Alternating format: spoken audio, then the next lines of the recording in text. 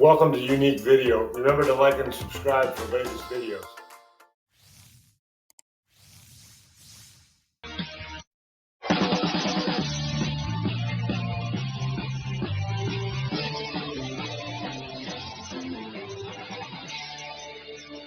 Good evening and welcome to Tucker Carlson Tonight. One of the hallmarks of people who are telling the truth, in case you were wondering how to tell the difference, is that people who are telling the truth are calm. They don't wave their hands around and make wild accusations. They don't need to do that. It's enough to say what they know. And if honest people turn out to be wrong about something they have claimed, they'll admit it. They don't double down on false. They made a mistake, and that's okay. It's not like they're claiming to be God. Liars behave differently. Liars are touchy, sometimes to the point of hysteria. They're hiding something. That's the whole point of lying. And they're worried you're going to find out what it is. Liars are fragile because over time, lying makes you weak and afraid. It has the same effect on countries, by the way. We're living through one of those clarifying moments, which actually we're thankful for, where we're learning exactly who the liars are. On Monday, we showed you unreleased videotape from January 6th. That tape proved that three of the most important claims our leaders have made about that day were untrue. Their claims were lies. We were not shocked to discover that. We knew there was a reason that congressional leaders had been hiding the tape and that reporters in Washington weren't demanding to see it. They were lying to us, obviously. That's why you hide things. But what was actually surprising, what we can't quite get over even now, is how they responded when they were caught lying. They didn't seem embarrassed. They didn't apologize. They weren't even curious to learn more about what actually happened on January 6th. Let's see the tape. No, they didn't want to see it. They exploded in rage. And then, as liars tend to do, they doubled down. They told the same lies they've been caught telling, but with even greater aggression this time. Shut up, it's midnight, they said as the sun rose behind them. Who acts like that? Well, sociopaths do. And in this case, the sociopaths turned out to be both Democrats and Republicans. The commitment to lying in Washington is far deeper and more bipartisan even than we realize when we follow this stuff for a living. Now, you sometimes hear people say that the whole partisan system is an illusion and that underneath the manufactured debates, the leaders on both sides are in fact secretly united in a common love of money and power and the deception required to get them. And honestly, we could never really bring ourselves to believe that. It's just too dark. But now we do believe it because we have seen it.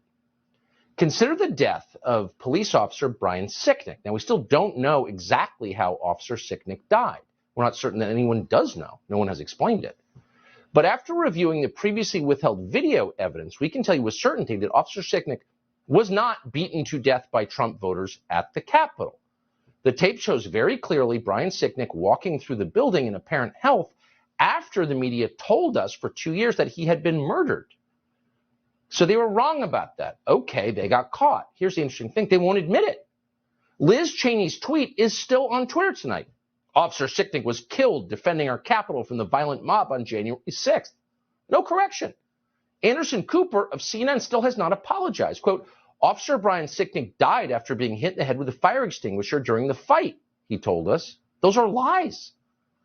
So why not just admit it and move on? But they won't. In fact, this week, the White House trotted out both the press secretary and Joe Biden's attorney general, the attorney general of the United States, to claim not just that Brian Sicknick was actually murdered by Republicans at the Capitol, but that other officers were murdered too. It's almost beyond belief. Watch this.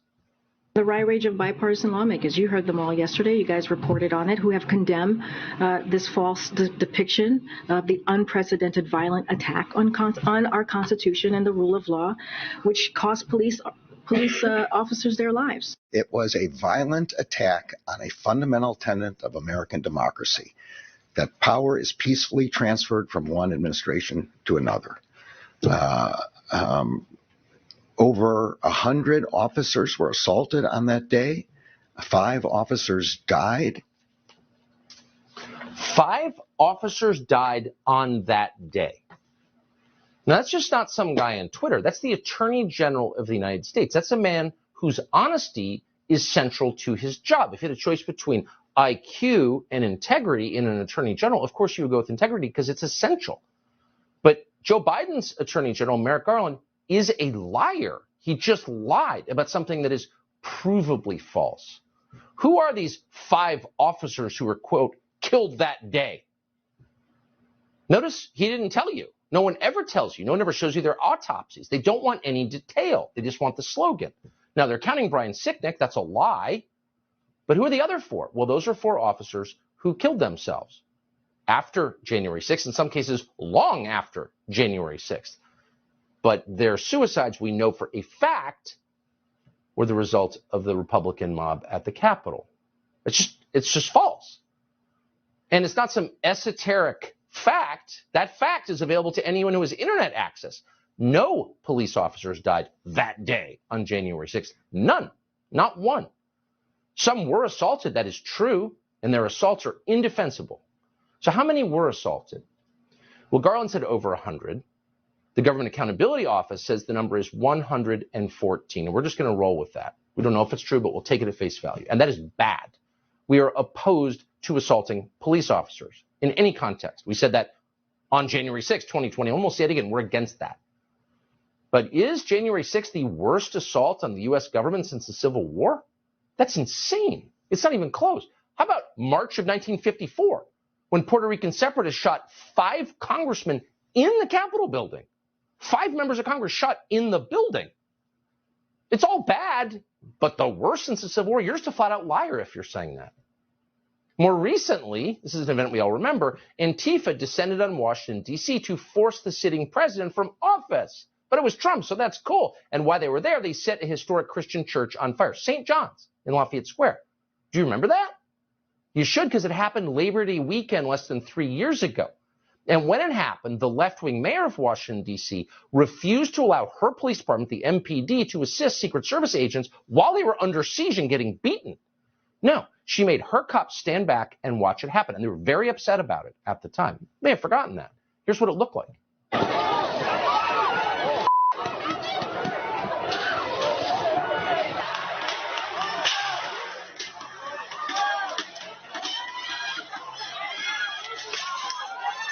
I believe there are several fires raging now down this street, and this is what you hate to see. There are people throwing fireworks and who knows what else.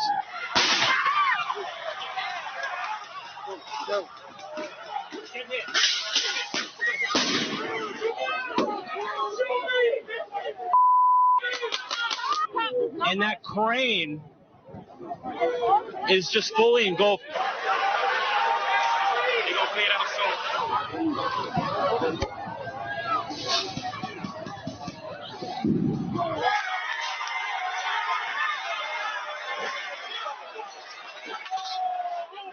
They just set fire to St. John's Church. Pretty good, man. Come on. Come on, man. Why you gotta do this, man? There's burning a church across from the White House. Those are the George Floyd riots. So what was the toll there? Now, we're not going to guess. We're going to go again right to the government. According to a recently released GAO report last month, during those attacks, the 2020 attack on the White House by left-wing mobs, who were quoting, Federal Protective Services, the Secret Service, and the Park Police reported that at least 180 officers were injured during the demonstrations, including concussions, lacerations, exposure to chemical gas, and severe burning. So while stipulating that all riots are bad, because precision matters, facts matter, the truth matters, here's the truth. More cops were injured by Kamala Harris's favorite mob, BLM, at the White House than were injured by Trump voters at the Capitol on January 6th. A lot more. So again, to be clear, both events are bad, but here's the key. We only remember one of them. Why? Because the people in charge of history are liars. Liars. And lying is bad. And on a national scale, it's deadly. It's corrosive of everything that is good in the country, including trust and your grasp on reality itself. And that's why they try to make you lie. Men can become women. Climate change is an existential threat, or whatever the lie is they're making you tell. They don't believe it. They know you don't believe it. But by forcing you to repeat it, they degrade and control you. They make you less of a person.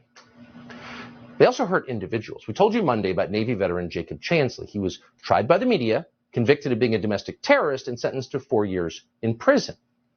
What exactly was Jacob Chansley's crime? Well, no one was ever very precise about that. Here's what the media told you it was. In his horned helmet, fur pelts, and face paint, Jacob Chansley became known as the QAnon shaman.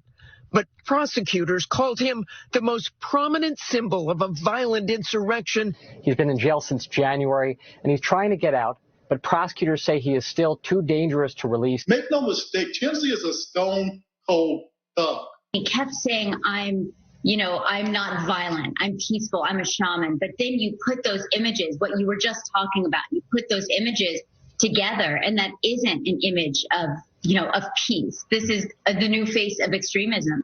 Behind bars. It's the new face of extremism. Jacob Chansley is the new face of extremism. He's a stone-cold thug. Prosecutors say he is too dangerous to release. And most people believe that because why wouldn't they? They were told it, and there was no evidence to the contrary. And now there is evidence to the contrary. We brought it to you Monday. The video that we reviewed at great length over 3 weeks showed with precision what Jacob Chansley actually did inside the Capitol. And here's what it looks like once again. Here's video of Chansley in the Senate chamber. Capitol police officers take him to multiple entrances and even try to open locked doors for him. We counted at least 9 officers who were within touching distance of unarmed Jacob Chansley. Not one of them even tried to slow him down. Chansley understood that Capitol Police were his allies. Video shows him giving thanks for them in a prayer on the floor of the Senate. Watch. Thank you, Heavenly Father, for giving the inspiration needed to these police officers to allow us into the building. Contrast the reality of what Jacob Chansley did in the Capitol building on January 6th, the indisputable facts recorded on video, some of which has never before been seen, with the depiction of Jacob Chansley that you've seen in the media for more than 2 years. He's a terrorist, they said. He should be killed. Shoot him. Yeah. Shoot him. Like, you burst into the United States, if he was dressed like bin Laden, would you have shot him? Shoot him. Shoot him. Told Jacob Chansley to get out. The head of the Capitol Police today said he was trying to calm the situation. It was already calm. He was the only protester in the frame. They could have let him outside. They didn't. They helped him. We're not going to speculate as to why. We don't know why. All we know is what we see on the tape, and no one disputes it. We didn't cherry pick it. We didn't make it up. Once inside the Senate chamber, as we told you, Chansley said a prayer thanking God for the kindness of Capitol Hill police. And good for him, they were kind. This was not a domestic terrorist. And that matters. But what matters even more is that the videos that we showed you after 26 months were not shown to Jacob Chansley's attorneys. That's a violation of the Constitution. And he's in jail because of it, because the liars on the January 6th committee and the prosecutors who did their bidding, and that means Benny Thompson, and that means Adam Schiff, it means Liz Cheney, these people have this man's life on their hands. They helped withhold these videos from Jacob Chansley's attorneys. And that means the judge who sentenced Jacob Chansley, Royce Lamberth, never saw them either. And therefore, Judge Lamberth was able to say, that what Chansley did was, quote, horrific. He apparently had no idea that Chansley was wandering around with the cops, walking through doors they opened and saying prayers for them. We're quoting, "You made yourself the center of the riot," said the judge. Really? He accused Chansley of, quote, obstructing the functioning of government. But that's not at all what was happening. He was ambling through the Capitol, flanked at all times by armed cops who were directing his movement. Meanwhile, prosecutors of the DOJ, the real villains here, falsely, they lied in court and said that Chansley was, quote, leading the charge into the Capitol on January 6th. They said he was, quote, the flag bearer for the mob, apparently because he had a flag. He was alone. And of course, the media picked up on this and amplified it as the DOJ intended. Fortune magazine disgraced itself by comparing the man you just saw to ISIS. They said Chansley had, quote, the zeal to possibly kidnap or kill officials. These aren't just lies. These are lies that destroyed a man. So no matter who you voted for in the last election, you could probably agree that sending someone to prison for 4 years on the basis of fabricated evidence is the most serious threat to civil liberties we could possibly face. And yet here's the thing. Leaders in both parties, the party that Chansley voted against and the party he voted for, have said nothing. Not one word about the implications of this videotape. The implications not just for Chansley, but for our Constitution and our country going forward. Instead, ooh, how dare you show this? What is clearly exculpatory evidence. And again, it's not just Chuck Schumer, it's Republican senators. Kevin Cramer, Mike Rounds, Chuck Grassley, John Thune, Lindsey Graham, of course, Congressman Dan Crenshaw, needless to say, Kelly Armstrong, all went after us. We're not whining about that. We don't care, actually, but it just tells you everything about the way things actually work. They're not loyal to their voters. They're loyal to each other. And they're willing to lie, really lie, and crush people. Mitch McConnell, Tom Tillis, and BLM superfan Mitt Romney, all weak men, and like all weak men, vicious men, were especially angry. Watch. It was a mistake, in my view, for Fox News to depict this in a way that's completely at variance with what our chief law enforcement official here at the Capitol thinks. I think it's bull when you see police barricades breached, when you see police officers assaulted, all of that, or you had to be in close proximity to it. If you were just a tourist, you should have probably lined up at the visitor center and came in on an orderly basis. So I just don't think it's helpful. It's really sad to see Tucker Carlson go off the rails that bad. The American people saw what happened on January 6th. They've seen the people that got injured. They saw the damage to the building. You can't hide the truth by selectively picking a few minutes out of tapes and saying this is what went on. It's so absurd. Weak men are vicious men, and these are weak men whose attitudes towards an individual whose life has been destroyed on the basis of false and withheld evidence is vicious. Oh, we cherry-picked. Really? What they're saying, ironically, what they're describing, ironically, is exactly what the January 6th committee and the prosecutors in these cases did for 2 years. They selectively picked small segments of tape to convince Americans that January 6th was something that it wasn't. It was awful. We would not defend that. We hate vandalism. We hate assault. Was it a violent insurrection? It was not. Was it a killing of 5 officers in the Capitol? It was not. Those are lies. And they buried tape that contradicted and revealed those lies. So all we did was play the tape that they had been hiding for 26 months and show that there were American citizens, Jacob Chansley specifically, and others whose civil liberties were annihilated. And you can make your own rational judgments about what that means. Do you want to live in a country where that's possible? They don't care. Neither party in Washington cares. In fact, the leader of the Senate Democrats, Chuck Schumer, just joined the leader of the Senate Republicans, Mitch McConnell, in calling for this show to be pulled off the air. Now, that's not an argument based on logic.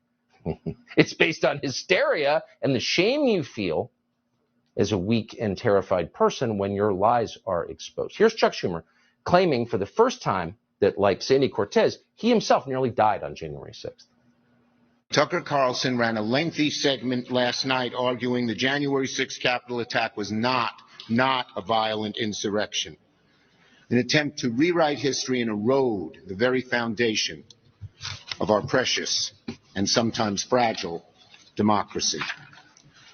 So yes, this morning I am furious. Millions of Americans are furious. I was here on January 6th. Many of you saw the footage as I ran for my life, coming within a few feet of these criminals. Yeah. So we invited Schumer on, McConnell. Anybody is always welcome to come on our show. If we got something wrong, tell us how. If you think we altered the tape in some way, tell us how. But they won't. Nor will they answer the most basic question, which is why should a demonstrably nonviolent man who literally said a prayer of thanksgiving for police officers on the Senate floor, how is that man ISIS? How is he a domestic terrorist? How is he a threat to the Republic? Why is he in jail for 4 years? Shut up! Pull that show off the air! They won't answer any questions. But we have a question, which is how in a free country guided by the Constitution were these people allowed to withhold evidence from Jacob Chansley's lawyer? How could that happen? Albert Watkins represented Jacob Chansley at his trial. He had not seen that video evidence until we broadcast it on Monday, and we're happy to have him join us now. Mr. Watkins, thank you for coming on. If you could just restate clearly, just to make sure that, I don't want to put words in your mouth. Had you seen that clearly exculpatory tape of your client at trial? No. We went through extraordinary efforts on behalf of our client to put him in a position of knowledge. That's my duty as an agent of the court, to make sure that he knew everything that the government had, good and bad, to put him in that position to make a learned, informed, voluntary decision about whether to go to trial or take a plea. And remember, this is a man who had tremendous intelligence, very gentle, very, very articulate, who was diagnosed 15 years earlier by the government with a mental health issue. And the government knew that. The government knew through 3 hearings when we begged and pleaded to get this man out of solitary confinement, literally falling into an abyss mentally. And through each of those 3 hearings, that government assistant U.S. attorney knew the most important aspect of that hearing was that Jake was not violent. The government knew. They knew that Jake had walked around with all of these police officers. They had that video footage. I didn't get it. It wasn't disclosed to me. It wasn't provided to me. I requested it. I filed the requisite pleadings for it. And whether I did or not, they had a duty, an absolute duty, with 0 discretion to provide it to me so that I could share it with my client. I never got it. Very simple question. It's shocking that this could happen and happen with the knowledge of Liz Cheney and Adam Kinzinger and Chuck Schumer and all the ghouls around the story. How can this man still be in prison tonight? He's still in jail tonight, right now. Well, it's a tragedy. I mean, what's happened is truly a dagger in the heart of our American justice system. We can't allow it. And but for you disclosing it, and whether this isn't about you, this isn't about January 6th. This is about our justice system being so compromised. The very integrity and core of that which we wore as a badge of honor for the entirety of our nation's history has been rendered a vile, disgusting mess by a Department of Justice that was running amok. And they didn't share the video of my client, the footage of my client with 9 officers surrounding him, peacefully wandering about, trying to help him, trying to get him access to the Senate chamber. They didn't, because it didn't fit their narrative. And but for you disclosing it, I don't know where we'd be. Yeah, why they're attacking you makes no sense at all, because by doing that, they're shrouding in secrecy, or trying to, their own assault on democracy. Yeah, I mean, it's dogs barking to me. Speaking for myself, I don't care at all. But I feel for this man who I've never met, sitting in jail tonight. I mean, it's really beyond. He is a tremendous, intelligent, peaceful man. Albert Watkins, his former attorney. Thank you so much for that. I appreciate it. My pleasure.